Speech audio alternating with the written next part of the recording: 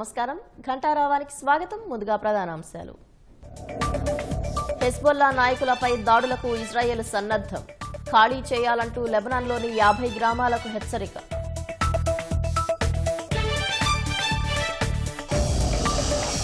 Iran తాత్కాలిక supreme నాయకుడిగా అరాఫీ, Guardian council నుంచి మండలి సభ్యుడిగా నియామకం.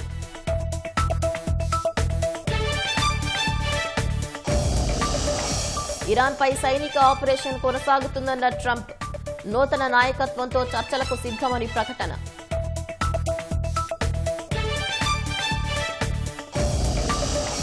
రోజుకు అదనంగా 2 లక్షల బ్యారెళ్ల చమురు ఉత్పత్తి. మిడిల్ ఈస్టులో యుద్ధం వేళ ఒపెక్ ప్లస్ దేశాల నిర్ణయం.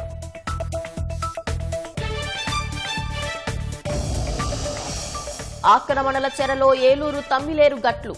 యథేచ్ఛగా నిర్మాణాలు చేస్తున్నా పట్టించుకోని అధికారులు.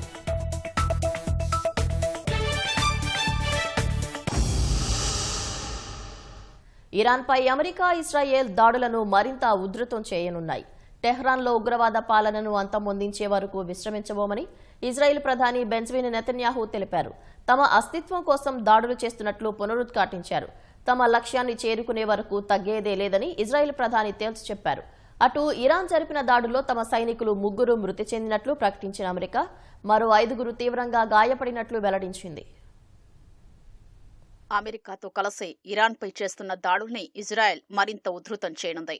ఇప్పటి వరకు ఇరాన్లో 200 మందికి పైగా చనిపోయినట్లు తెలుస్తోంది. టెహరాన్లోని పాఠశాల ప్రాంగణంలో జరిగిన దాడిలో మృతుల సంఖ్య 165కు పెరిగినట్లు ఇరాన్ అధికారిక మీడియా ప్రకటించింది. ఇజ్రాయెల్ ప్రధాని నెతన్యాహు టెల్ అవీవ్లోని రక్షణ శాఖ ప్రధాన కార్యాలయంలో ఉన్నత స్థాయి సమావేశం నిర్వహించారు. ఇందులో ఇజ్రాయెల్ రక్షణ మంత్రి, IDF chief of staff, Mossad director పాల్గొన్నారు. ఇరాన్పై దాడుల వివరాల్ని సైనిక ఉన్నతాధికారులు నెతన్యాహుకు వివరించారు. అనంతరం నెతన్యాహు ఓ వీడియో ప్రకటన విడుదల చేశారు. ఇరాన్ రాజధాని టెహరాన్పై దాడుల్ని ఉధృతం చెయ్యాలని తమ సైన్యాన్ని ఆదేశించినట్లు చెప్పారు. తమ అస్తిత్వం కోసమే ఈ దాడులు చేస్తున్నామని తెలిపారు. ఇప్పటికే ఇరాన్ నియంత ఖమేనీతో పాటు పలువురు సీనియర్ నాయకుల్ని హతమార్చామని వెల్లడించారు. అమెరికా సహకారంతో ఇరాన్లో ఉగ్రవాద పాలనను అంతమొందిస్తామన్నారు. ప్రస్తుతం తమ బలగాలు టెహరాన్ నడిబొడ్డుపై దాడులు చేస్తున్నాయని నెతన్యాహు చెప్పారు. ఈ దాడులు మరికొన్ని రోజుల పాటు జరుగుతాయని తెలిపారు. ఇరాన్ జరిపిన క్షిపణి దాడిలో పలువురు ఇజ్రాయేలీలు మృతి చెందడం బాధాకరమన్నారు. మృతుల కుటుంబాలకు ప్రగాఢ సానుభూతి తెలియజేసిన నెతన్యాహు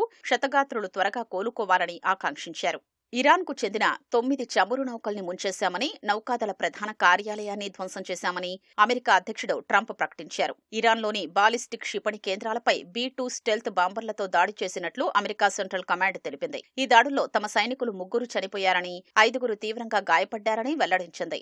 ఇరాన్ వివాదం ముగిసేలోపు ఇంకా ఎక్కువ మంది అమెరికన్ సర్వీసు సభ్యులు చనిపోయే అవకాశం ఉందని వీడియో సందేశంలో అమెరికా అధ్యక్షుడు ట్రంప్ పేర్కొన్నారు. విమాన వాహక యుద్ధనౌక USS అబ్రహం లింకన్ పై 4 బాలిస్టిక్ క్షిపణులతో దాడి చేశామని ఇరాన్ ప్రకటించగా అమెరికా సైన్యం వాటిని ఖండించింది. అటు ఇజ్రాయెల్, అమెరికా సైనిక స్థావరాల్ని లక్ష్యంగా చేసుకుని అత్యంత తీవ్రమైన దాడుల్ని ప్రారంభిస్తామని ఇరాన్ పారామిలిటరీ రెవల్యూషనరీ గార్డు హెచ్చరించింది. లెబనాన్లో ఇరాన్ మద్దతు ఉన్న హెజ్బొల్లా మిలిటెంట్ సంస్థ స్థావరాల లక్ష్యంగా దాడులు చేపట్టేందుకు ఇజ్రాయెల్ సన్నద్దమైంది. 50 గ్రామాల ప్రజలు వెంటనే ఖాళీ చేసి వెళ్లిపోవాలని హెచ్చరికలు జారీ చేసింది. అంతకుముందు రాజధాని బీరుట్పై ఇజ్రాయెల్ క్షిపణులతో దాడి చేసింది. ఈ దాడిలో పలు భవనాల కిటికీలు ధ్వంసమయ్యాయి. ఓ నివాసంలో మంటలు చెలరేగాయి. ఖమేనీ మృతికి ప్రతీకారంగా హెజ్బొల్లా మిలిటెంట్ సంస్థ ఇజ్రాయెల్ సరిహద్దు దిశగా క్షిపణులను ప్రయోగించింది. దీంతో ఇజ్రాయెల్ లెబనాన్పై ప్రతిదాడులు చేసింది. తమ గగనతలంలోకి వచ్చిన ఒక క్షిపణిని నేలకూల్చామని ఇజ్రాయెల్ సైన్యం తెలిపింది. అటు ఇరాన్కు మద్దతుగా ఇజ్రాయెల్పై దాడులు చేయొద్దని హెజ్బొల్లా మిలిటెంట్ సంస్థను లెబనాన్ ప్రభుత్వ అధికారులు కోరారు. 2024లో ఇజ్రాయెల్ చేపట్టిన దాడుల నుంచి లెబనాన్ ఇంకా కోలుకోలేదు. ఇస్లామిక్ రివల్యూషనరీ గార్డ్ కార్ప్స్ IRGCకు చెందిన ప్రధాన కార్యాలయాన్ని ధ్వంసం చేశామని US సెంట్రల్ కమాండ్ తెలిపింది. గత 47 ఏళ్లలో IRGC దళాలు 1000 మందికి పైగా అమెరికన్లను హతమార్చాయని సామాజిక మాధ్యమం Xలో పోస్టు చేసింది. పాము తలను నరికామని రాసుకొచ్చింది. ఇప్పుడు IRGCకి ప్రధాన కార్యాలయం లేదని వెల్లడించింది. ఇరాన్కు చెందిన బాలిస్టిక్ క్షిపణి ప్రయోగ కేంద్రాలు సహా యుద్ధ విమానాలను ధ్వంసం చేశామని తెలిపింది. అందుకు సంబంధించిన వీడియోలను Xలో అప్లోడ్ చేసింది. టెహరాన్పై అమెరికా, ఇజ్రాయెల్ సంయుక్తంగా జరిపిన వైమానిక దాడిలో Iran supreme leader Ayatollah Ali Khamenei మరణించిన తర్వాత సీనియర్ మత గురువు అయతుల్లా అలీ రేజా అరాఫీ తాత్కాలిక సుప్రీం లీడర్గా బాధ్యతలు చేపట్టనున్నారు. ఈ మేరకు ఇరాన్ ప్రభుత్వ అనుబంధ వార్తా సంస్థ ISNA పేర్కొంది. ఇరాన్ రాజ్యాంగంలోని ఆర్టికల్ 111 ప్రకారం శాశ్వత వారసుని ఎన్నుకునే వరకు సుప్రీం లీడర్ అధికారాలను 3 సభ్యులతో కూడిన అత్యవసర నాయకత్వ మండలి చేపడుతుంది. గార్డియన్ కౌన్సిల్ నుంచి ఈ మండలి సభ్యుడిగా అరాఫీ నియమితులయ్యారు. ఇప్పటికే ఈ మండలి సభ్యులుగా నియమితులైన ఇరాన్ అధ్యక్షుడు Masoud Pezeshkian, chief justice Gholam Hossein మొహ్సేనీతో కలిసి అరాఫీ ఇరాన్ పాలనా బాధ్యతలు నిర్వహిస్తారు. గతంలో కేవలం ఖమేనీకి మాత్రమే ఉన్న అత్యున్నత అధికారాలను ఇప్పుడు ఈ 3 కలిగి ఉంటారు. మతపరమైన సుప్రీం లీడర్ సారథ్యంలో ఇరాన్ పాలనా వ్యవస్థ ఉండటం వల్ల ఆ 3లో ఏకైక మత గురువు అరాఫీ కావడంతో ఆయనే తాత్కాలిక సుప్రీం లీడర్గా వ్యవహరించనున్నారు. 1959లో జన్మించిన 67 ఏళ్ల అయతుల్లా అలీరేజా అరాఫీ ఇరాన్ మతపరమైన అధికార క్రమంలో అత్యున్నత స్థాయి వ్యక్తి. తాత్కాలిక నాయకత్వ బాధ్యతలను చేపట్టడానికి ముందు ఆయన ఒకేసారి పలు కీలక పదవులు నిర్వహించారు. జాతీయ ఇస్లామిక్ సెమినరీల నెట్వర్క్ అధిపతిగా, గార్డియన్ కౌన్సిల్లో మతపరమైన సభ్యుడిగా, అసెంబ్లీ ఆఫ్ ఎక్స్పర్ట్స్ లో సభ్యుడిగా కూడా సేవలందిస్తున్నారు. ఇరాన్ నూతన నాయకత్వం అమెరికాతో చర్చలను కోరుకుంటోందని, అందుకు తాము సిద్ధంగా ఉన్నట్లు అమెరికా అధ్యక్షుడు డొనాల్డ్ ట్రంప్ తెలిపారు. ఈ పనిని వారు త్వరగా చేయాలన్నారు. అయితే ఇరాన్పై సైనిక ఆపరేషన్ యథావిధిగా కొనసాగుతుందని చెప్పారు. ఖమేనీ మృతి చెందడంతో ఇరాన్ను స్వాధీనం చేసుకోవాలని ఆ దేశ పౌరులను ట్రంప్ మరోసారి కోరారు. ఇచ్చిన మాట నిలబెట్టుకున్నట్లు తెలిపారు.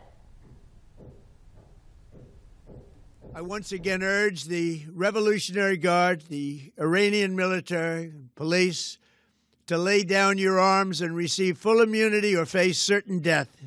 I call upon all Iranian patriots who yearn for freedom to seize this moment, to be brave, be bold, be heroic, and take back your country.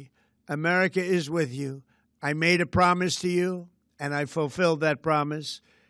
The rest will be up to you, but we'll be there to help. ముడి చమురు ఉత్పత్తిని పెంచుతామని OPEC plus దేశాలు ప్రకటించాయి. ఈ ఏడాది April నుంచి రోజుకు అదనంగా 2,06,000 బ్యారెళ్ల చమురును ఉత్పత్తి చేస్తామని వెల్లడించాయి. మధ్యప్రాచ్యంలో యుద్ధం కొనసాగుతున్న వేళ OPEC ప్లస్ దేశాలు ఈ నిర్ణయం తీసుకోవడం ప్రాధాన్యం సంతరించుకుంది. హర్మూజ్ జలసంధిలో 2 చమురు నౌకలపై ఇరాన్ దాడులు చేయడంతో ఆ మార్గంలో చమురు రవాణాపై సందిగ్ధత నెలకొంది. ఇరాన్ హర్మూజ్ జలసంధిని మూసివేస్తే చమురు సరఫరాకు తీవ్ర ఆటంకం కలుగుతుంది. నిత్యం 15 మిలియన్ బ్యారెళ్ల చమురు హర్మూజ్ జలసంధి గుండా రవాణా అవుతుందని అంచనా. OPEC ప్లస్ లో Saudi Arabia, Russia, Iraq, UAE, Kuwait, Kazakhstan, Algeria, Oman దేశాలున్నాయి.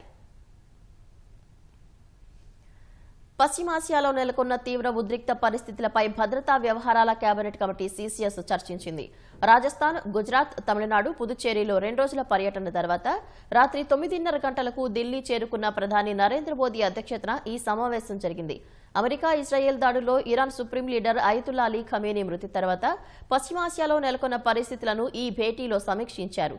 CCS సభ్యులు రక్షణ మంత్రి రాజ్నాథ్ సింగ్, హోంమంత్రి అమిత్ షా, విదేశాంగ మంత్రి జయశంకర్, ఆర్థిక మంత్రి నిర్మలా సీతారామన్, జాతీయ భద్రతా సలహాదారు అజిత్ డోబాల్, ప్రధాని మోదీ ముఖ్య కార్యదర్శులు PK Mishra, Shaktikanta Das, CDS Anil Chauhan, cabinet కార్యదర్శి సోమనాథన్, విదేశాంగ కార్యదర్శి విక్రమ్ మిశ్రీ ఈ సమావేశంలో పాల్గొన్నారు.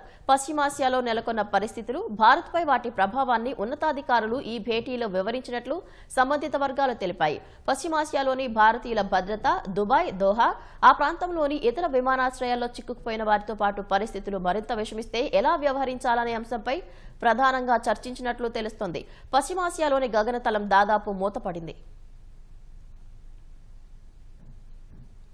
UAEపై ఇరాన్ దాడులను ప్రధాని నరేంద్ర మోదీ ఖండించారు.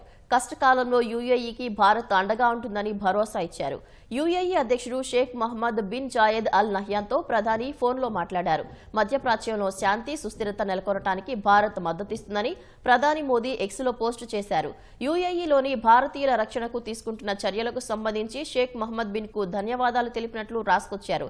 ఇరాన్ దాడుల్లో మృతి చెందిన వారికి సంతాపం తెలిపారు. గత 2 రోజులుగా UAEపై ఇరాన్ జరిపిన దాడుల్లో 3 మృతి చెందగా 58 మంది గాయపడ్డారు. క్షతగాత్రుల్లో ఒక భారతీయుడు ఉన్నారని అధికారులు తెలిపారు.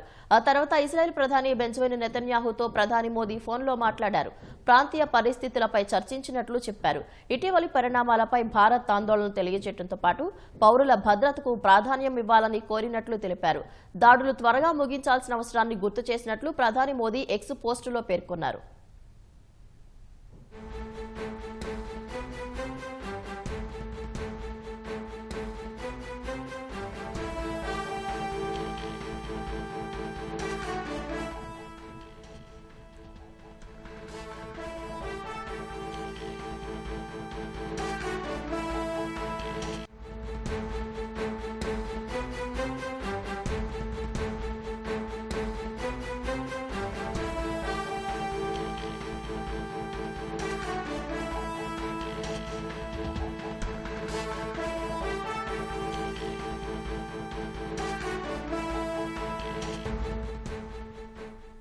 తాజాంశాన్ని చూస్తున్నాం. ఇజ్రాయెల్ ఇరాన్ యుద్ధంతో కోనసీమ జిల్లా వాసుల్లో ఆందోళన నెలకొంది. గల్ఫ్ దేశాల్లో ఉమ్మడి తూర్పు గోదావరి జిల్లా వాసులు సుమారు 2 లక్షల మంది వివిధ పనుల నిమిత్తం వెళ్లారు. అక్కడ ప్రస్తుతం యుద్ధం జరుగుతుండటంతో వారి క్షేమ సమాచారం కోసం కుటుంబ సభ్యులు ఆందోళన చెందుతున్నారు. మరింత సమాచారం మా ప్రతినిధి సాయికృష్ణ అడిగి తెలుసుకుందాం. సాయికృష్ణ, చెప్పండి. అమెరికా, ఇజ్రాయెల్ సంయుక్తంగా ఇరాన్ పై భీకర దాడి చేస్తున్న నేపథ్యంలో ఈ యుద్ధ భయంతో ఉమ్మడి తూర్పుగోదావరి జిల్లా వ్యాప్తంగా కొంత ఆందోళన నెలకొంది. కోనసీమలో ముఖ్యంగా ఈ ప్రాంతం నుంచి దశాబ్దాలుగా గల్ఫ్ దేశాలకు ఉపాధికి వెళ్తుంటారు. వివిధ పనుల నిమిత్తం అక్కడ కొన్ని సంవత్సరాలు కూడా కొంతమంది కుటుంబాలు పనులు చేసుకొని ఆదాయం కోసం అధిక కుటుంబ అవసరాలు ఆదాయం కోసం వారంతా కూడా అక్కడ వివిధ పనుల్లో ఉంటారు. అయితే ఈ పరిస్థితుల్లో భీకర యుద్ధం నేపథ్యంలో గల్ఫ్ ప్రాంతంలో యుఏఈ దుబాయ్ ప్రాంతంలోనూ భీకర దాడులు నెలకొన్న సందర్భంగా అక్కడ అందరిలోనూ ఆందోళన నెలకొంది. ప్రధానంగా మినీ గల్ఫ్ గా భావించే సకినేటిపల్లి, మలికిపురం, రాజోలు నియోజకవర్గం నుంచి అత్యధిక సంఖ్యలోనే కోనసీమ నుంచి ఇక్కడ గల్ఫ్ దేశాల్లో ఉపాధి కోసం ఉన్నారు. ఆ ప్రాంతంలో అయితే చాలా ఆందోళన నెలకొంది. అట్లాగే అల్లవరం, ఉత్తలగుప్తం, అమలాపురం మండలాల్లోనూ ఇదే పరిస్థితి ఉంది. ఆ వైపున రామచంద్రాపురం నియోజకవర్గంలోనూ కూడా గల్ఫ్ దేశాల్లోకి వెళ్లిన వారు ఉన్నారు. మిగతా కాకినాడ, రాజమహేంద్రవరం ఈ పరిసర ప్రాంతాల నుంచి కూడా కొంతమేర ఉన్నారు. ఇప్పుడు భీకర యుద్ధం జరుగుతున్న పరిస్థితిలో వాటి సమీపంలో ఉన్న ప్రాంతాల్లోనూ క్షిపణులు దాడులు జరుగుతున్నాయి, ఆ శబ్దాలు వినిపిస్తున్నాయని కుటుంబ సభ్యులు ఆందోళన వ్యక్తం చేశారు. అయితే జాగ్రత్తగా ఉండాలని ఇక్కడ బంధువులందరూ కూడా వారికి సూచించారు. ప్రస్తుతం అయితే మాత్రం ఈ భీకర యుద్ధంతో కోనసీమ జిల్లా వాసుల్లో మాత్రం ఆందోళన నెలకొంది. అధిక సంఖ్యలో ఇక్కడి నుంచి ఉపాధికి వెళ్లి చాలా సందర్భాల్లో కూడా ఇబ్బందులు పడుతున్నారు. ఇప్పుడు భీకర యుద్ధంతో మాత్రం వీరందరూ కూడా తీవ్ర ఆవేదన చెందుతున్నారు, ఆందోళన చెందుతున్నారు. ఏ క్షణాన్ని ఏం జరుగుతుందన్న ఇబ్బంది మాత్రం అక్కడి నుంచి వాళ్ళు కుటుంబ సభ్యులు కూడా ఫోన్ చేసి సమాచారం ఇస్తుండటంతో వీరందరూ తీవ్ర ఆవేదనలో ఉన్నారు. అయితే ప్రస్తుతం మాత్రం జాగ్రత్తగా ఉండాలి, బయటికి రావద్దు, ఎక్కడనే లోపలే గదుల్లోనే ఉండాలని మాత్రం కుటుంబ సభ్యులు వారందరికీ సూచన చేస్తున్న పరిస్థితి ఉంది. పవిత్ర, ధన్యవాదాలు కృష్ణ.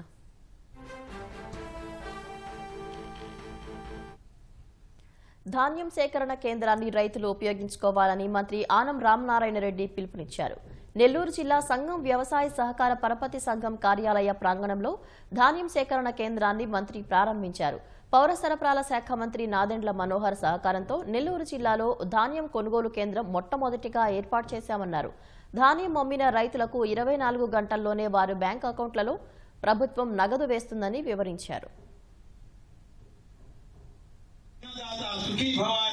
వాక్యానికి అర్థం పరమార్థం చెప్పగలిగినటువంటి ప్రభుత్వం ఇవాళ కేంద్రంలో నరేంద్ర మోడీ గారు, ఈ రాష్ట్రంలో చంద్రబాబు నాయుడు గారు, పవన్ కళ్యాణ్ గారి ముగ్గురు సహచర్యంతో ఈనాడు ఆంధ్రప్రదేశ్ భారతదేశంలో రైతులకి పెద్దపీట వేసింది అని చెప్పి నేను మీ అందరికీ తెలియజేస్తూ, ఈ యొక్క ధాన్యం కొనుగోలు కేంద్రాలు మీకోసం ఏర్పాటు చేసి సహకరించండి.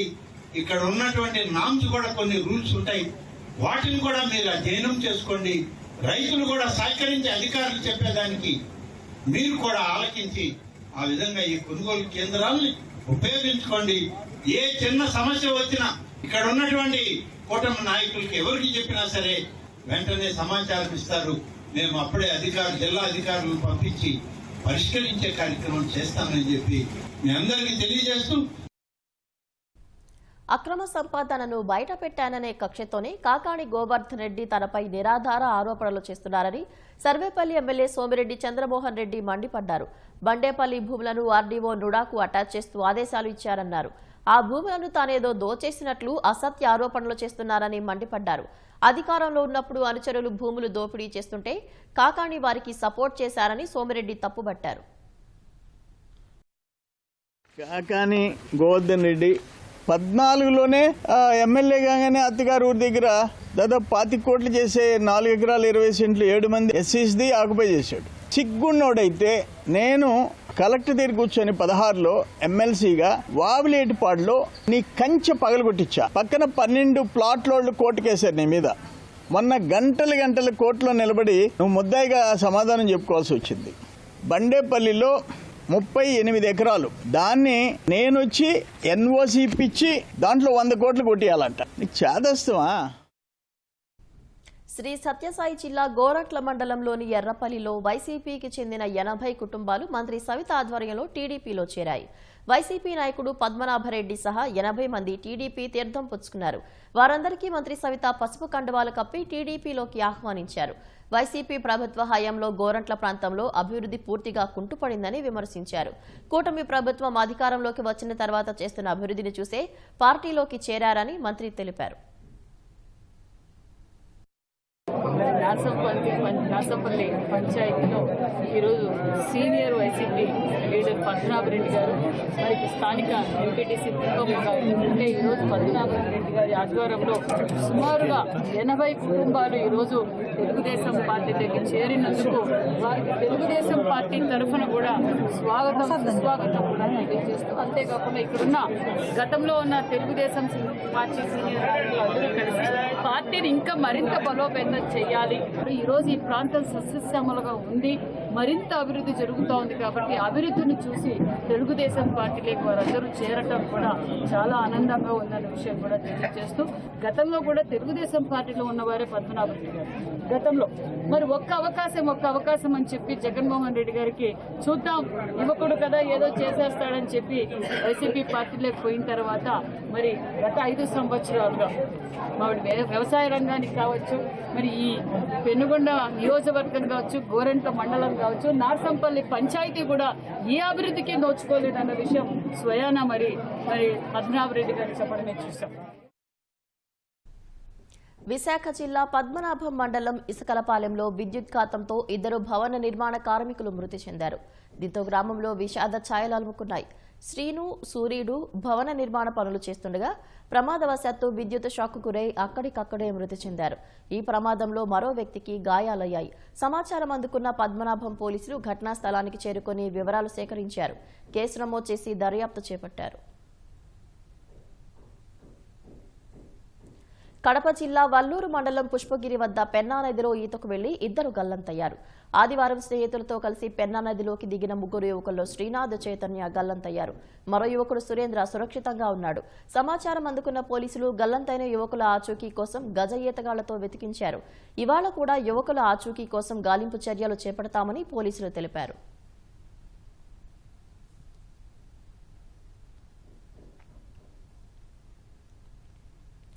ఏలూరు నగరం నడిపొడ్డున ఉన్న తమ్మిలేరు గట్లను అక్రమార్కులు ఆక్రమించేస్తున్నారు. అందులో పక్కా నిర్మాణాలతో పాటు తాత్కాలికంగా కట్టడాలు చేపట్టి వ్యాపారాలు చేస్తున్నారు. వీరికి కొందరు రాజకీయ నేతలతో పాటు అధికారులు అండగా నిలుస్తున్నారు. ఇది ఏలూరు నగరం నడిపొట్టు నుంచి ప్రవహించే తమ్మిలేరు పాయ. జిల్లాలోని చింతలపూడి మండలం నాగిరెడ్డిగూడెం జలాశయం నుంచి ప్రారంభమయ్యే ఈ పాయ వర్షాకాలంలో వరద జలాలను ఏలూరు మీదుగా కొల్లేరుకు చేరుస్తుంది. కొన్నేళ్లుగా తమ్మిలేరు గట్లు ఆక్రమించి గట్లకు ఇరువైపులా భారీ నిర్మాణాలు చేపట్టడంతో పాటు ఆక్రమించిన స్థలాల్లో వ్యాపారాలు చేసుకుంటున్నారు. ఆక్రమణల కారణంగా కుచించుకుపోయిన తమ్మిలేరు గట్టు ఏటా వర్షాకాలంలో ఏలూరు నగరవాసులకు కంటిమీద కునుకు లేకుండా చేస్తోంది. తమ్మిలేరు గట్లు ఆక్రమణలకు గురి కావడంతో వరద ప్రవాహమంతా నగరంలోకి వచ్చి చేరుతోంది. ఏలూరు నుంచి చింతలపూడి వెళ్లే ప్రధాన రహదారి పక్కన తమ్మిలేరు గట్లను ఆక్రమించి పక్కా నిర్మాణాలు, కట్టడాలు చేపట్టినా అధికార యంత్రాంగం అడ్డుకోవడం లేదు. ఈ ప్రాంతంలో చొదిమెళ్ల వద్ద తమ్మిలేరు పొడవునా వేలాది గజాలు యథేచ్ఛగా ఆక్రమించిన ఆక్రమణదారులు సిమెంట్ ఇటుకల వ్యాపారం, ఇసుక, కంకర వ్యాపారాలు, వెల్డింగ్ దుకాణాలు, ఇల్లు నిర్మించినా ఎవరికీ పట్టడం లేదు.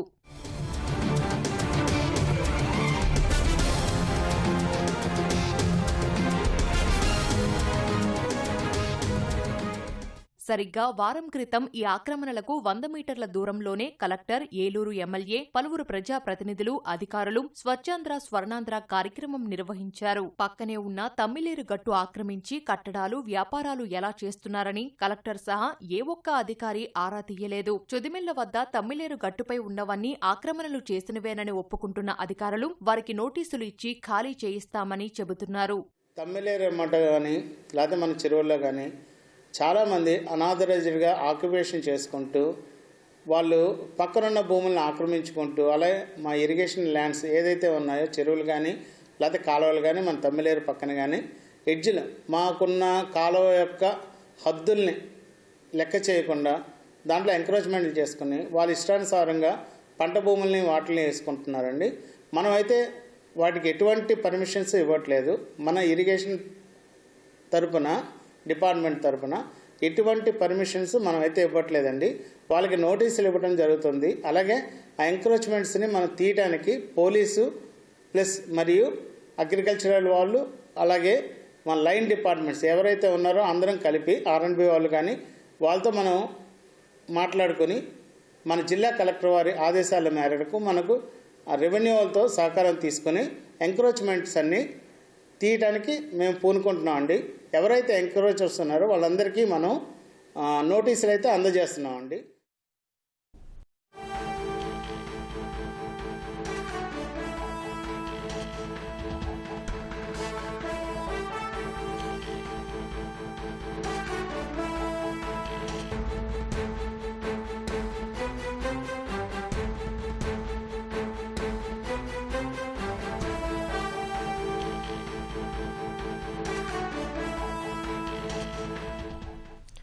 తాజాంశాన్ని చూస్తున్నాం. స్టాక్ మార్కెట్లపై ఇరాన్, ఇజ్రాయెల్ యుద్ధ ప్రభావం భారీగా చూపుతోంది. భారీ నష్టాలతో స్టాక్ మార్కెట్లు ప్రారంభమయ్యాయి. మరింత సమాచారం మార్కెట్ అనలిస్ట్ సుందర్ రామిరెడ్డి గారిని అడిగి తెలుసుకుందాం. సార్, మిడిల్ ఈస్ట్ లో యుద్ధ జ్వాలలు స్టాక్ మార్కెట్ పై ఇంత ప్రభావం చూపడానికి కారణాలేంటి? ఈ వీకెండ్స్ లో ఇరాన్ మీద యుద్ధం వల్ల ప్రపంచవ్యాప్తంగా అన్ని స్టాక్ మార్కెట్లో ఈ రోజు మండే, అంటే సాటర్డే సండే హాలిడేస్ కాబట్టి మండే ఈ రోజు ఓపెనింగ్ అండి. అంటే ఓపెన్ అయిన దగ్గర నుంచి అన్ని మార్కెట్లు కూడా -1 రఫ్ గా రన్ అవుతా ఉన్నాయి. ఇండియన్ స్టాక్ మార్కెట్ ఈ పాయింట్ ఆఫ్ టైమ్ లో -1 తోటి నిఫ్టీ 286 పాయింట్స్ మైనస్ లో ట్రేడ్ అవుతుంది. సెన్సెక్స్ అయితే 950 పాయింట్స్ డౌన్ లో ఓపెన్ అయింది. సార్, మరోవైపు ఇరాన్ పరిణామాలతో రూపాయి మారకం విలువ కూడా పడిపోయింది. దీనికి కారణాలు ఏముంటాయి సార్? ఇరాన్ అనేది ఒక చిన్న కంట్రీ అయినా సరే ఇండియన్ పాయింట్ ఆఫ్ లో చాలా ఇంపార్టెంట్ అండి. ఈ రోజు క్రూడ్ ఆయిల్ ఆల్మోస్ట్ 6% పెరిగిందనమాట. సో క్రూడ్ ఆయిల్ పెరగడం, అక్కడ అన్సర్టనిటీ ఉన్నంత కాలం ఇండియాకి వచ్చే రిమిటెన్స్ తగ్గిపోతాయి అండ్ ఇన్ఫ్లేషన్ పెరిగిపోతుంది. క్రూడ్ ఆయిల్ రేటు పెరగడం వల్ల అన్సర్టనిటీ ఎక్కువయ్యే కొద్దీ ఇండస్ట్రీ సఫర్ అవుతా ఉంటుంది అండ్ రూపీ వీక్ అయ్యే కొద్దీ ఇంపోర్ట్స్ కాస్ట్లీ అవుతూ ఉంటాయి. ఓవరాల్ గా ఈ యుద్ధం ఎన్విరాన్మెంట్ వల్ల ఇండియా లాంటి కమోడిటీ ఇంపోర్ట్ చేసుకునే కంట్రీస్ కి ఎప్పుడు కూడా బ్యాడ్ న్యూస్ అనమాట. దీని ఎఫెక్ట్ ఎప్పుడు కూడా నెగిటివ్ నే ఉంటుంది. సార్, ఈ అనిశ్చితి ఇంకా ఎంతకాలం కొనసాగే అవకాశం ఉంది? మనకి అప్పుడే క్లారిటీ రాదండి. కాకపోతే అనుకున్న దానికంటే వరస్ట్ అయితే లేదు. అందరూ అనుకున్నారు చాలా మైనస్ లో ఓపెన్ అవుతామని. కాబట్టి వరల్డ్ మార్కెట్స్ అన్ని అయితే -1 లో ట్రేడ్ అవుతున్నాయి. ఈ పాయింట్ ఆఫ్ టైమ్ లో అమెరికన్ ఫ్యూచర్స్ 0.8% తో రన్ అవుతుంది అండ్ జపాన్ మార్కెట్ -1 తో ట్రేడ్ అవుతుంది. Australia, New Zealand's -1 and China market -0.5 లో ట్రేడ్ అవుతుంది. అండ్ ఇండియన్ మార్కెట్ కతుకుతూ బెటర్ వేలో 0.1 అంటే 1% మైనస్ దగ్గర ట్రేడ్ అవుతుంది. గోల్డ్, సిల్వర్ ఆ మూవ్ చూస్తే +3% లో ఓపెన్ అయింది అండ్ క్రూడ్ +6% ఓపెన్ అయింది. కాబట్టి ఇవన్నీ కూడా బ్యాడ్ న్యూస్ లే. కాబట్టి షార్ట్ టర్మ్ పాయింట్ ఆఫ్ లో ఇండియన్ మార్కెట్ ఈ పడిన లాస్ ని రికవరీ కోసం ట్రై చేస్తూ ఉండొచ్చు. మనకు 1 or 2 days గడిస్తే తప్ప క్లారిటీ రాదు. Sir, thank you sir, Sundar Ramireddy గారు.